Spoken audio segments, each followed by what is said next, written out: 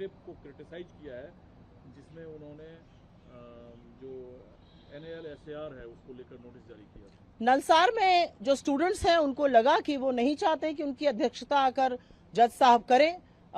Bar council of India को क्या मतलब था ये कहने का, क्यों उनको दमन करना था कि इन बच्चों का रजिस्ट्रेशन नहीं होगा। मुझे खुशी है कि चीफ जस्टिस ऑफ इंडिया ने इस स्टेप को गलत बताया है। आपको अभिव्यक्ति की आजादी इस देश में खत्म करने का हक किसने दिया है? बार काउंसिल ऑफ इंडिया को क्या लगता है आप ये दादागिरी कर लेंगे और लोग मूक दर्शक बने रहेंगे? ये बेकार की बात थी। मुझे अच्छा लगा कि this has been nipped in the bud. Indian diplomacy को आप लोगों ने, कांग्रेस ने खासकर एक हक डिप्लोमेसी बताया। जेपी नड्डा से लेके इंटायर बीजेपी जो है क्रिटिसाइज कर रही है कि प्रधानमंत्री पद का अपमान है और मेलोनी का नाम लाना बीच में आपत्तिजनक है। देखिए, मोदी जी की विदेश नीति क्या है? ही गले लग जाना। और क्या विदेश नीति है?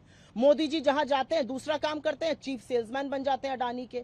अडानी को जहां जहां लेकर जाते हैं वहां वहां उनको धंधा पानी दिलाते हैं जब वो वापस आ जाते हैं। मोदी जी की विदेश नीति है गले पड़ जाओ, जबरदस्ती गले लग जाओ। उनको लगता है कैमरे पर ही खिखी करना, और फिर आप जैसे लोग जो है वीडियो को म्यूट कर देते हैं, वीडियो का ऑडियो हटा देते हैं। अगर कहीं कहीं ऑडियो चल जाता है तो पता चलता है कि मोदी जी देश का कितना अपमान कर रहे हैं, क्या उलझुल बातें करते हैं। मुद्दा यह नहीं है, मुद्दा यह है कि आपकी विदेश नीति का खामियाजा हिंदुस्तान भुगत रहा है। आप अमेरिका में माय फ्रेंड डोनाल्ड करते रह गए, और अमेरिका ने क्या किया? आपके ऊपर टैरिफ लगाया, आपके साथ ऐसी ट्रेड डील करी जो खराब है, आपके लोगों को हथकड़ियां और बेड़ियां पहनाकर भेजा। पाकिस्तान के जल्लाद असीम मुनीर को वो अपना बहुत बड़ा महानायक बताता है, पाकिस्तान को मध्यस्थता करा रहा है। साउथ एशिया के हम लीडर थे, हमें दरकिनार किया हुआ है। ये आपकी विदेश नीति। आपकी विदेश नीति का नतीजा ये है कि आज चीन अरुणाचल के अंदर बैठा हुआ है, अरुणाचल के लोग आपको आगाह कर रहे हैं और गुड बाय इंडिया कह रहे हैं, और आप बजाय वहां पर एक्शन लेने के, आप खैर चीन का नाम ही नहीं ले पाते, आप वो वीडियो डिलीट कराने की कवायद कर रहे हैं। मेरे पास मिनिस्ट्री ऑफ इंफॉर्मेशन टेक्नोलॉजी और इलेक्ट्रॉनिक्स से जो लेटर गया है सोशल मीडिया प्लेटफॉर्म्स को कि ये वीडियो डिलीट करा जाए। आपकी प्राथमिकता क्या है, वीडियो डिलीट करना या चीन को देश से खदेड़ना? आपकी विदेश नीति का, विफल विदेश नीति का खामियाजा ये देश भुगत रहा है। इधर उधर की बात करके बरगलाइए मत।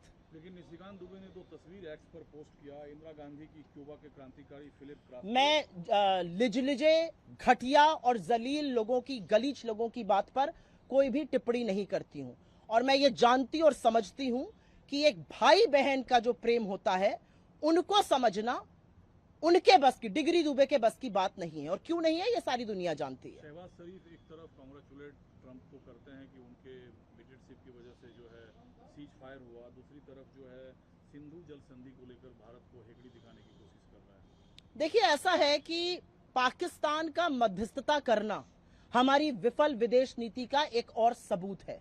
ग्लोबल साउथ के लीडर हम थे, और जब मध्यस्थता करने की बात आई तो अमेरिका ने पाकिस्तान को नेगोशिएटिंग टेबल पर बिठा दिया, और पाकिस्तान बड़का राजा बन के पाकिस्तान जैसा आतंकी मुल्क शांति की वार्ता कर रहा है, और हम कुछ कर ही नहीं पा रहे। हमारा कोई रोल ही नहीं है वहां पर। We are absolutely out, we don't even have a seat on the high table. ये विफल विदेश नीति है, और इसके लिए नरेंद्र मोदी, उनकी सरकार, उनका MEA, ये लोग जिम्मेदार हैं। मल्लिकार्जुन खड़गे साहब के बाद अब मायावती ने भी आपत्ति दर्ज की है हरिद्वार में उनके कार्यक्रम के बाद। इस तरीके से मुझे ये खुशी है कि बहन जी को फाइनली गलत चीज को कहने का साहस आया। मैं तो उनकी बहुत बड़ी प्रशंसक हूं, और मुझे लगता था कि वो आजकल सिर्फ विपक्ष को ही कोसने के लिए सामने आती हैं।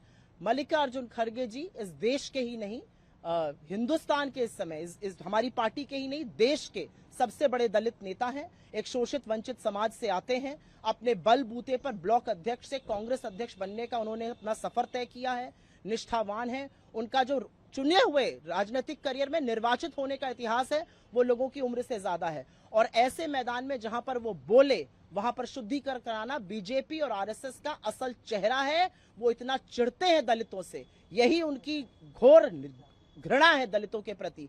और अनटचेबिलिटी, जिस छुआछूत को हमारे संविधान ने खत्म कर दिया था, वो काम अब बीजेपी और RSS कर रही है। इसके लिए तो नरेंद्र मोदी को देश से माफी मांगनी चाहिए।